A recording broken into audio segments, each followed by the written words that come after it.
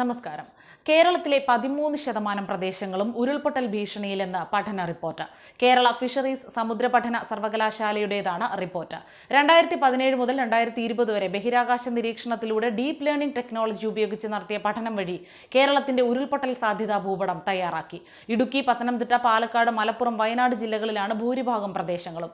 2018 പ്രളയത്തിനു കാരണമായ മഴ ഇടുക്കി, പത്തനംതിട്ട, മലപ്പുറം, പാലക്കാട്, തൃശൂർ ജില്ലകളിൽ ഉരുൾപൊട്ടൽ സാധ്യത 3.46% വർദ്ധിപ്പിച്ചെന്ന് റിപ്പോർട്ടിൽ പറയുന്നു.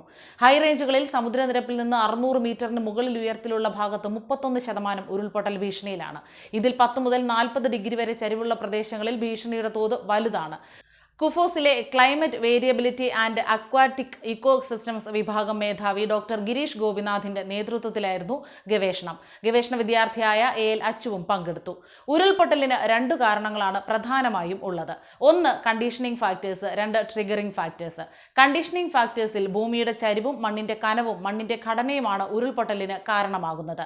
ട്രിഗറിംഗ് ഫാക്ടേഴ്സിൽ മഴയും. കേരളത്തിന്റെ പ്രത്യേക സാഹചര്യവും ഭൂപ്രകൃതിയും കൂടി കണക്കിലെടുക്കുകയാണെങ്കിൽ സംസ്ഥാനത്തെ ഉരുൾപൊട്ടലുകൾക്ക് കുന്നിന്റെ ചരിവും പ്രധാന കാരണമായി വരുന്നുണ്ട്. ഭൂമിയുടെ ചരിവ് 20 ഡിഗ്രിക്ക് മുകളിലാണെങ്കിൽ അത് ഉരുൾപൊട്ടൽ സാധ്യതയുള്ള സ്ഥലമെന്നാണ് അറിയപ്പെടുന്നത്. കേരളത്തിൽ മണ്ണിന്റെ ഘടനയും ഉരുൾപൊട്ടലിനുള്ള കാരണങ്ങളിൽ ഒന്നാണ്. സംസ്ഥാനത്ത് ഇന്ന് നാം കാണുന്ന എല്ലാ പാറകളും 220 മുതൽ 300 കോടി വർഷം പഴക്കമുള്ളതാണ്. പക്ഷേ അതിന്റെ മുകളിൽ കാണുന്ന 1 മീറ്റർ കനമുള്ള മണ്ണ് വെറും 10,000 വർഷം മാത്രം പഴക്കമുള്ളതും.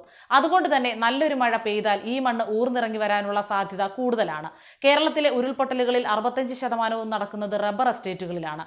മലഞ്ചെരിവുകളിൽ മണ്ണ് സംരക്ഷണത്തിനും ജലസംരക്ഷണത്തിനും വേണ്ടി മഴക്കുഴികൾ ഉണ്ടാക്കുക, ടെറസിംഗ് ചെയ്ത് സ്വാഭാവിക നീർച്ചാലുകളെ തടസ്സപ്പെടുത്തുക, ഇത്തരം മനുഷ്യ ഇടപെടലുകൾ കൂടുതൽ ഉരുൾപൊട്ടലുകളെ ക്ഷണിച്ചു വരുത്തുന്നതാണ്. കുത്തനെയുള്ള ചരിവുകൾക്ക് താഴെയുള്ള സമതല പ്രദേശത്ത് വീടുകൾ വയ്ക്കുമ്പോൾ ശ്രദ്ധിക്കണം. വീടുകൾ വയ്ക്കുന്ന പ്രദേശം മാത്രമേ നമ്മുടെ പരിഗണനയിൽ വരുന്നുള്ളൂ. വീടിന്റെ മുകൾ ഭാഗം ചിലപ്പോൾ 30 ഡിഗ്രിക്ക് മുകളിൽ ചരിവ് കൂടിയ പ്രദേശമായിരിക്കും.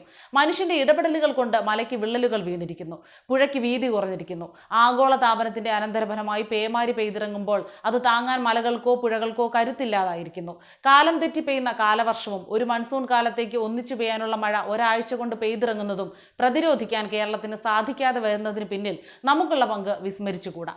ക്ഷോഭിച്ച പ്രകൃതിയെ പിടിച്ചു നിർത്താൻ നമുക്കാവില്ല. പക്ഷേ തിരുത്താനാവുന്ന തെറ്റുകൾ തിരുത്താൻ നാം മുന്നിട്ടിറങ്ങുക തന്നെ വേണം. അതേസമയം കടലിൽ അപകടമുണ്ടായാൽ കരയിലേക്ക് സഹായം അഭ്യർത്ഥിച്ച് സന്ദേശം നൽകാൻ മാത്രം ശേഷിയുണ്ടായിരുന്ന ഡിസ്ട്രസ് അലേർട്ട് ട്രാൻസ്മിറ്ററുകളിലേക്ക് ഇനി കരയിൽ നിന്നുള്ള സന്ദേശം ലഭിക്കും. ഉപഗ്രഹങ്ങളുടെ സഹായത്തോടെ ഇന്ത്യൻ ബഹിരാകാശ ഗവേഷണ സംഘടനയാണ് 2ാം തലമുറ ഡാറ്റ നിർമ്മിച്ചത്. ഇത് മത്സ്യബന്ധന ബോട്ടുകളിൽ ഘടിപ്പിക്കും. കോസ്റ്റ് ഗാർഡിന് കീഴിലുള്ള മാരിടൈം റെസ്ക്യൂ ആൻഡ് കോർഡിനേഷൻ സെന്ററുകളാണ് രക്ഷാപ്രവർത്തനം ഏകോപിപ്പിക്കുന്നത്. ബാംഗ്ലൂരുവിലെ ISRO telemetry tracking and commands നെറ്റ്വർക്കിന് കീഴിലെ ഇന്ത്യൻ മിഷൻ കൺട്രോൾ സെന്ററിന്റെ സാഗരമിത്ര സോഫ്റ്റ്വെയറിൽ ഉപകരണങ്ങൾ രജിസ്റ്റർ ചെയ്യും. ഏകദേശം 20,000 ബോട്ടുകളിലാണ് ഈ ഉപകരണം ഉള്ളത്. ബോട്ടിൽ നിന്ന് കൺട്രോൾ റൂമിലേക്ക് അപകട സന്ദേശം ലഭിച്ചാൽ മറു സന്ദേശം ബോട്ടിലേക്കും എത്തും. രക്ഷിക്കാൻ ആളെത്തുമെന്ന് മത്സ്യത്തൊഴിലാളികൾക്ക് ഉറപ്പിക്കാം. മഴ, ചുഴലിക്കാറ്റ്, സുനാമി തുടങ്ങിയ കാലാവസ്ഥാ മാറ്റങ്ങൾ സംബന്ധിച്ച മുന്നറിയിപ്പ് അപ്പോൾ ബോട്ടുകളിലേക്ക് നൽകാം. കൂടുതൽ മീൻ ലഭിക്കാൻ സാധ്യതയുള്ള പ്രദേശങ്ങൾ ഉപഗ്രഹ സംവിധാനങ്ങളിലൂടെ കണ്ടെത്തി അറിയിക്കാം.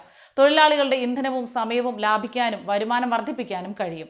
ബ്ലൂടൂത്ത് ഉപയോഗിച്ച് ഈ ഉപകരണം സ്മാർട്ട് ഫോണുമായി ബന്ധിപ്പിച്ച് സ്വന്തം ഭാഷയിൽ സന്ദേശങ്ങളും മനസ്സിലാക്കാം.